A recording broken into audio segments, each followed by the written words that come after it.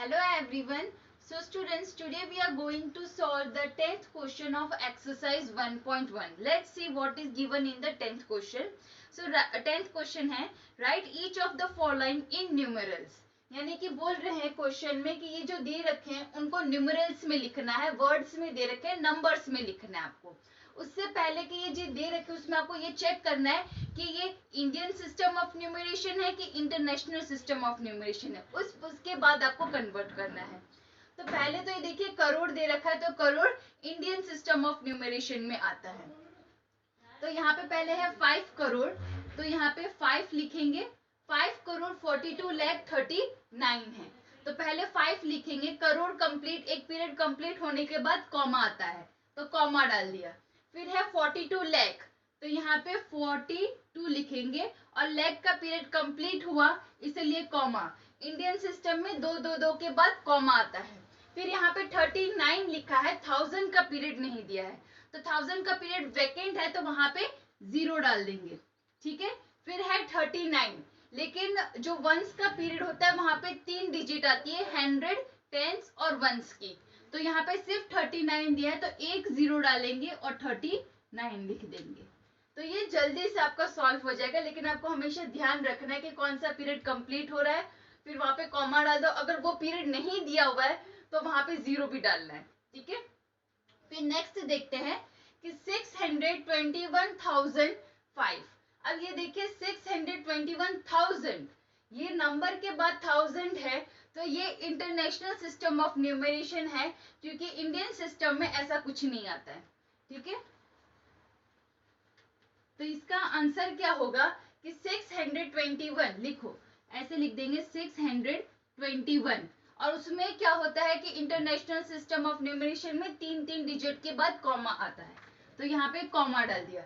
621,000, तो 1000 का period complete हुआ और कॉमा डाल दिया. अब 1000 के पीरियड के पहले आता है वंस का पीरियड, और यहाँ पे सिर्फ लिखा हुआ है 5, तो यहाँ पे आ जाएगा 005. ये आंसर हो गया. देखिए वंस, टेंस, 100, 1000, 10,000 और 100,000, तो ऐसे भी आप चेक कर सकते हैं. तो इसका आंसर ये होगा. नेक्स्ट देखिए 4 मिलियन, मिलियन आया इंटरनेशनल सिस्टम ऑफ न्यूमरेशन. 4,49,608. तो इसका आंसर कैसे आएगा? पहले तो 4 मिलियन, तो ये मिलियन का पीरियड कंप्लीट हुआ, कॉमा 49,000 बोल रहे हैं, तो यहाँ पे 49 तो लिख देंगे, लेकिन यहाँ पे 3 डिजिट आने चाहिए, तो इसीलिए ऐसे लिखेंगे. ठीक है. 49,000. फिर यहाँ पे कॉमा डाल देंगे. 49,608. ठीक है. तो ये ऐसे आपका न्यूमरल्स में कन्वर्ट हो गया. अब हम लोग नेक्स्ट क्वेश्चन देख लेते हैं. So students, let's see the 11th question. कि how many 4-digit numbers in all are there in base 10 system? अब what is base 10 system? base 10 system decimal system कहा जाता है. डेसिमल सिस्टम 0 to 9 होता है, और दूसरा एक होता है system that is binary system, जो 0 और 1 होता है. ठीक है. बेस 10 सिस्टम यानी कि डेसिमल सिस्टम 0 to 9. अब है इसमें पूछा है क्वेश्चन में कि हाउ मेनी 4-digit नंबर्स, यानी कि कितने 4-digit नंबर होते हैं बेस 10 सिस्टम में. ठीक है. तो वो पहले देखने के लिए हमें उसके लिए एक फॉर्मूला आता है, वो देखिए. पहले तो लार्जेस्ट 4-digit नंबर आपको लिखना है. लार्जेस्ट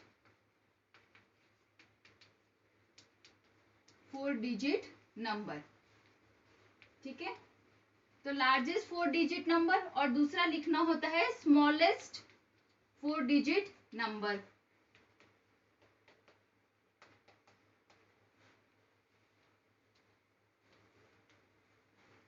अब देखिए लार्जेस्ट 4-digit नंबर तो यही होगा 9 और ये 9, ये 4 है और ये सबसे लार्जेस्ट है. ठीक है. अगर इसके बाद करेंगे तो वो 5-digit नंबर हो जाएगा. फिर है smallest 4-digit number, that is ये है, ये स्मॉलेस्ट 4-digit नंबर. अगर इसके एक पीछे जाएंगे तो 3-digit नंबर हो जाएगा.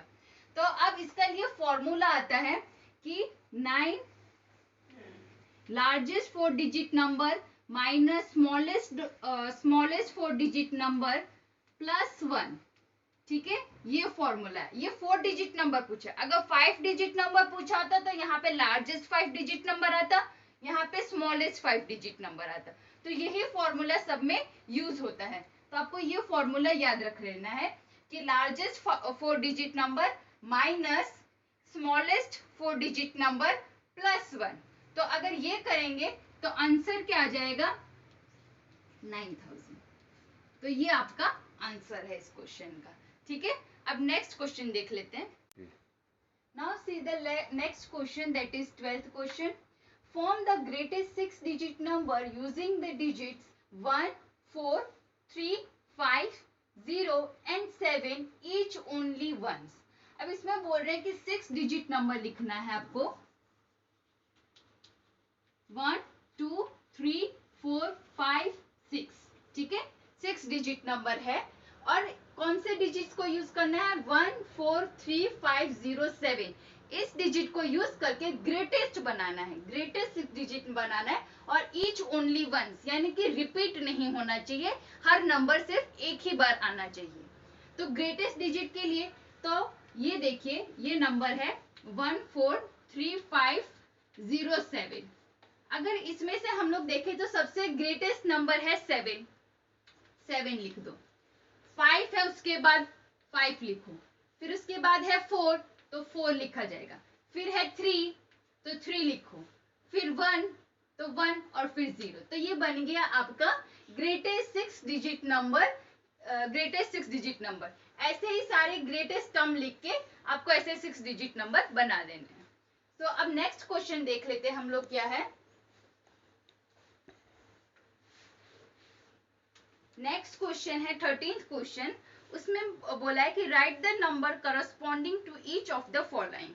उन्होंने ऐसे दे रखा है 7000 प्लस 500 प्लस 30 प्लस 9। अब ये आपको मालूम है कि ये एक्सपेंडेड नोटेशन है। एक्सपेंडेड नोटेशन है तो इनको बोल रहा है कि ये वर्ड्स में लिखो। तो पहला तो है कि ये 1000 वाला है, तो ये 7। ठीक है, फिर 5, फिर ये 3 और ये 9, ये वर्ड्स में हो गया। देखिए 7000, फिर है 500, फिर है 30 और फिर है ये 9। तो ये लास्ट 9 हो गया। अब ये था एक्सपेंडेड नोटेशन, उसको नंबर्स में कन्वर्ट किया है। ठीक है, तो ऐसे ही अगर एक दूसरे एग्जाम्पल हम लोग देख लें,